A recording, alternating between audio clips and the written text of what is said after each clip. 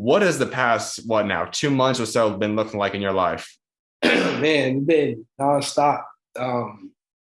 Yeah, with like entering the draft and then entering the transfer portal. It was just a moment for me to be able to like really step back and like make a decision for myself. I felt like growing up, coming out of high school and transferring from Central Washington, those two times where I could have been recruited, I was never able to really, you know, enjoy and be able to really go through that full process that you would typically go through where coaches are calling you, trying to recruit you, trying to, Mhm. get you to come on visits and stuff like that. And I was never able to, go through that. So then I think me stepping back and being able to lay all my options out, whether it's pro, whether it's, this school, that school, or staying here, I think that was huge for me. And that allowed me to like really lay out all my options, see the pros and cons of all of them, and then go with my gut and trust myself and be able to pick the right decision.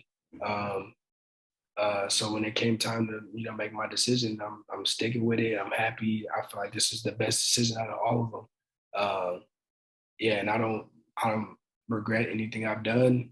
I don't regret not coming back to San Francisco. I feel like it's the best decision. It's gonna be the best decision.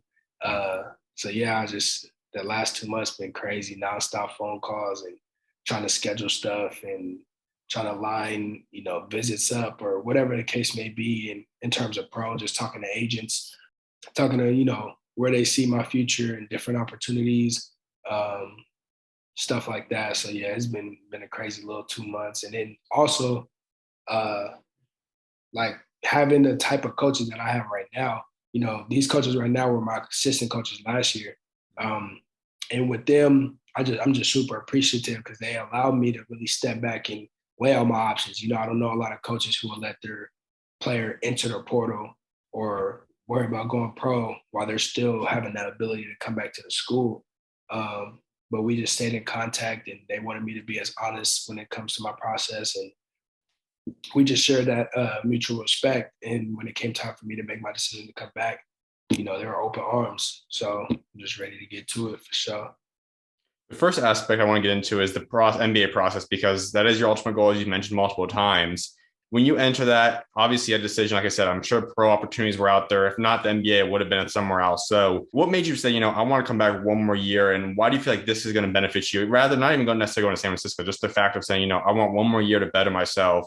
Are there certain things you want to get better? Is there a certain reason that you wanted to come back and play one more year in college? Or what led to that first decision there? Just knowing that, when it came time to like talk to different agents and then, what they think of me or like what they have set out for my future and then me having set out for my own future. I just know what it takes to get to that level. Seen it happen with my friends millions of times, seen it happen with, older bros millions of times. So I know what it takes. I know this is my last year having the ability to like test the waters. Mm-hmm. So that was a big reason to me doing it, just kind of, seeing what was out there and seeing what the possibilities were. Um, but yeah, I know for a fact that I need to come back and work on some things. I need to come back, boost my numbers up, not in the sense of like, oh, I need to score 20 points. I mean, averaging 20 would definitely help, but like, um, percentages, just being super efficient, getting my team more involved. The last 3 years I've played here, I've been the two man for the most part, the shooting guard. My job is to come in, play defense, give energy, and get buckets. Um, this year, the plan is to, have me at the one, have the ball more in my hands so I can really showcase, all my skills, get my team more involved, get my assist up, and just try to be more efficient and be more of a leader because that's what I'm gonna be at the next level. So just doing all those things. I definitely have a sour taste left in my mouth because I didn't perform in March the way I know I could have, um, especially to help us win that game. I had a bad shooting night and I just could have played way better. Even I tried my hardest, but I could have played way better. So that definitely left a sour taste in my mouth. So yeah, man, just doing all those things and just becoming a better player. Pro. Not to say that pro is always going to be there because anything could happen, knock on wood. But um, I just felt like I just gotta come back and just thug it out one more year and just get way better. So then when it is time to go pro, there's no doubt, regardless if it's my last year or not. There's no doubt. guys are more willing to give me an opportunity because they know I've played 4 years in college. And like I am short, I am less athletic than most of the guys who would be going to the draft or whatever. But besides that, just do whatever I can to spark their interest and just make them know that I'm a player that they would want to have on their team, stuff like that. So that's my plan for next year. And obviously, I have to get back to March, have to win some games, have to perform the way I need to perform to do all that. So that's my plan for next year. In terms of the transfer portal, then you went in there and automatically you're one of the top players in there. You're heavily pursued. I know that we talked about that before we started the interview. Was there any schools that made a legitimate pitch to you where you actually were heavily considering them and actually made something where it's competitive with San Francisco? Or pretty much all along, would you say that San Francisco had the good lead and there was pretty much not much question other than just trying to see and just kind of embrace the kind of recruiting process? Yeah, I was definitely considering some schools. Like I said, there was about 25 to 30 schools that were, contacting me from mid majors to Power Fives. I was considering a couple Power Fives and some Pac-12 schools. I had great conversations with their coaches, but at the end of the day, it's just like with this whole transfer portal, it's so different nowadays, and like it's just speed dating. That's all it really is.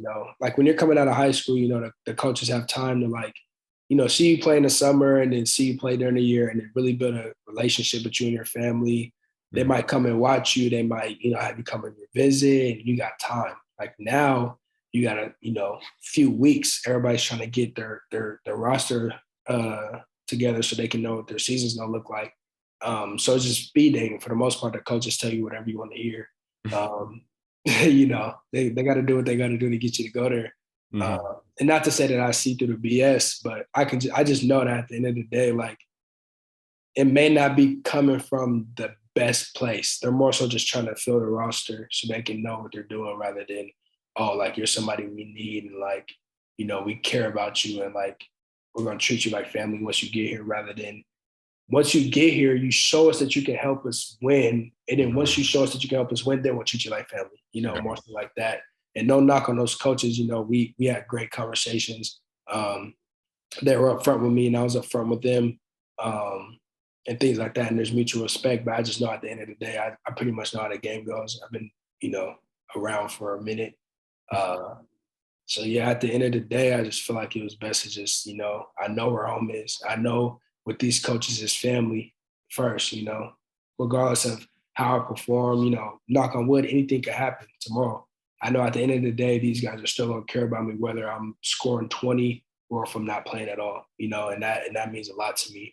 The relationships we build here is super strong. Even with the people in the community and the fans that come to the game, I'll walk around in my neighborhood and see random fans and they're like, "Oh, Dons," or like, "Hey, Khalil, how's it going?" Blah, blah, blah, just checking on me, making sure I'm good. So like that stuff means the most to me.